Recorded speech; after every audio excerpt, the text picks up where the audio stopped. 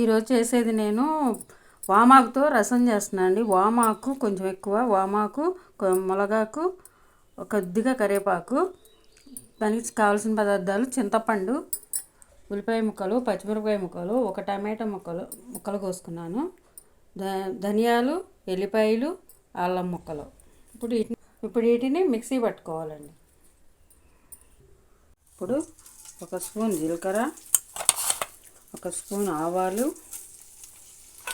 ఒక 2 మిరపకాయలు, ఉల్లిపాయ ముక్కలు, కరివేపాకు, ఇప్పుడు సన్నగా కట్ చేసిన ఉల్లిపాయ ముక్కలు, ఒక స్పూన్ పసుపు, సన్నగా కట్ చేసిన టమాటా ముక్కలు,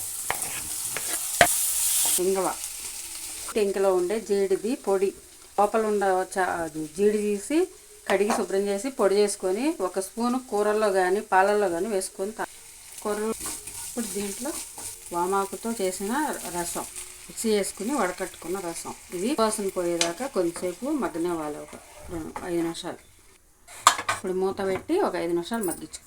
ఇప్పుడు ఉడికిందండి, దీనికి పచ్చివాసన పోయింది. చింతపండు రసం పోసుకుంటున్నాను,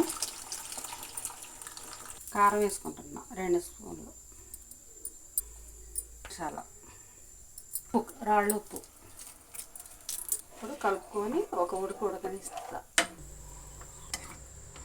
ఇవ్వండి రసం అయిపోయింది. వామాకు మునగాకుతో రసం రెడీ అయిపోయిందండి. మీరు కూడా చేసుకొని ఎలా ఉందో చూసి ఆరోగ్యానికి కూడా చాలా మంచిది. మాకు కామెంట్ ద్వారా చెప్పండి.